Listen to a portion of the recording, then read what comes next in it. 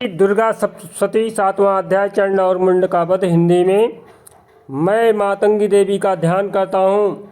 वह रत्नमय सिंहासन पर बैठ करके पढ़ते हुए तोते का मधुर शब्द सुन रही हैं। उनके शरीर का वर्ण जो है श्याम है। वह अपना एक पैर कमल पर रखे हुए हैं और मस्तक पर अर्धचंद्र धारण करती हैं तथा कल्हार पुष्पों की माला धारण किए बीणा बजाती हैं। उनके अंग में कसी हुई चोली शोभा पा रही है। वह लाल रंग की साड़ी पहने हाथ में शंखमय पात्र लिए हुए हैं। उनके बदन पर मधु का हल्का हल्का प्रभाव जान पड़ता है और ललाट पर बेदी शोभा दे रही ऋषिवाच। ऋषि कहते हैं कि तदंतर शुंभ की आज्ञा पाकर के वह चंड और मुंड आदि दैत्यों के साथ जो है चतुरंगणी सेना के साथ अस्त्र शस्त्रों से सुसज्जित हो चल दिए। फिर गिरिराज हिमालय के सुवर्ण में ऊंचे शिखर पर पहुंच करके उन्होंने सिंह पर बैठी देवी को देखा। वह मंद मंद मुस्कुरा रही थी। सिंहस्योपरि शैलेन्द्र श्रृंगे महतिकांजने। उन्हें देख करके दैत्य लोग जो है तत्परता के साथ उन्हें पकड़ने के लिए उद्योग बना रहे थे। किसी ने धनुष तान लिया, किसी ने तलवार संभारी और कुछ लोग जो है देवी के पास आकर खड़े हो गए। तब अंबिका ने उन शत्रुओं के प्रति जो है बड़ा क्रोध किया। उस समय क्रोध के कारण जो है उनका मुख काला पड़ गया, ललाट में भौहें टेढ़ी हो गई और वहाँ से वह तुरंत विकराल मुखी काली प्रकट हुई। जो तलवार और पास लिए हुए थी वह विचित्र खड्वांग धारण किए और चीते के चर्म की साड़ी पहने नर मुंडों की माला से विभूषित थी। उनके शरीर का मांस सूख गया था, केवल हड्डियों का ढांचा था। जीभ जो है लपाने के कारण वह और भी डरावनी प्रतीत होती थी। उनकी आंखें भीतर की ओर धंसी हुई और कुछ लाल थी। वह अपने भयंकर गर्जना से संपूर्ण दिशाओं को गुंजा रही थी।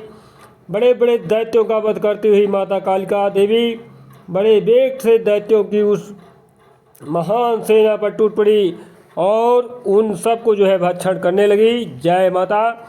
इस तरह से जो है वह पार्श्व रक्षकों, अंकुशधारी महावतों, योद्धाओं और घंटा सहित कितने ही हाथियों को एक ही हाथ से पकड़कर मुंह में डाल लेती थी। इसी प्रकार जो है घोड़े, रथ और सारथी के साथ रथी सैनिकों को मुंह में डालकर वह उन्हें बड़े भयानक रूप से चबा डालती थी। किसी के साथ पकड़ लेती और किसी का गला दबा देती थी, किसी का बाल पकड़ती थी। इस तरह से किसी को जो है पैरों से कुचल डालती थी और किसी को छाती से धक्के मार कर गिरा देती थी। वह असुरों के जो है बड़े बड़े और अस्त्र शस्त्र मुंह से पकड़ लेती थी और रोम से भर करके गुस्से में उनके दांतों से पीस डालती थी। काली ने बलवान एवं दुरात्मा दैत्य की वह सारी सेना रौट डाली, खा डाली और जो है कितनों को मार भगाया। कोई तलवार के घाट उतार रहे थे और कोई मांस कट कट कट कट बोल रहे थे, कोई खड़वांग से पीटे गए और कितने ही असुरों के दांतों के अग्रभाग से कुचल करके जाकर मृत्यु को प्राप्त हुए। इस तरह से देवी ने असुरों की उस सारी भयंकर सेना को क्षण भर में मार गिराया। यह देख चंड उन अत्यंत भयानक काली देवी को देख करके उनकी तरफ दौड़ा तथा महादैत्य मुंड ने भी अत्यंत भयंकर बाणों से वर्षा की तथा 1000 बार चलाए हुए चक्रों से उन भयानक नेत्रों वाली देवी को आच्छादित कर दिया।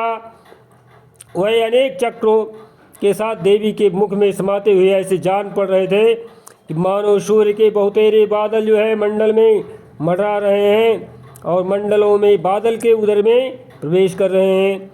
तब भयंकर गर्जना करते हुए काली माता ने अत्यंत रोष में भर करके विकट अट्टहास किया। उस समय उनके विकराल बदन के भीतर कठिनता से देखे जा सकने वाले दांतों की प्रभा जो है वह अत्यंत उज्ज्वल दिखाई देती थी। देवी ने अपनी बड़ी तलवार हाथ में ले हंग का उच्चारण करके चंड पर धावा बोल दिया और उसके केस बाल पकड़कर उसी तलवार से उसका मस्तक काट डाला। सांद्रवी टीकाकरण ओम छिन्ने श्रेष्ठ दैत्येन्द्र चक्रे नादम सुभैरवम तेन तेन तैव नादेन महता त्रिशम भुवनत्रयम्। इस प्रकार से जो है माता आदिशक्ति ने चंड को मार गिराया। यह देख करके मुंड भी देवी की ओर दौड़ा। तब देवी ने रोष में भर करके उसे भी अपनी तलवार से घायल करके जो है धरती पर सुला दिया। महापराक्रमी चंड और मुंड को मारा गया देख मरने से बची हुई बाकी सेना भय से व्याकुल होकर के चारों ओर भाग गई। तदंतर काली ने चंड और मुंड का मस्तक हाथ में लिया और चंडिका के पास जाकर के प्रचंड अट्टहास करते हुए कहा, देवी मैंने चंड और मुंड नामक इन दो महापशुओं को तुम्हें भेंट किया है। अब युद्ध यज्ञ में तुम शुंभ और निशुंभ का स्वयं ही वध करना। ऋषि कहते हैं, वहाँ लाए हुए उन चंड मुंड नामक महान दैत्यों को देखकर कल्याणमयी चंडी ने काली से मधुर वाणी में कहा, यस्माच्चंडं च मुंडं च गृहीत्वा त्वमुपागता चामुंडेति ततो लोके ख्याता देवी भविष्यसि। देवी तुम चंड और मुंड को लेकर के मेरे पास आई हो, इसलिए संसार में चामुंडा के नाम से तुम्हारी ख्यात होगी। जय आदिशक्ति माता की।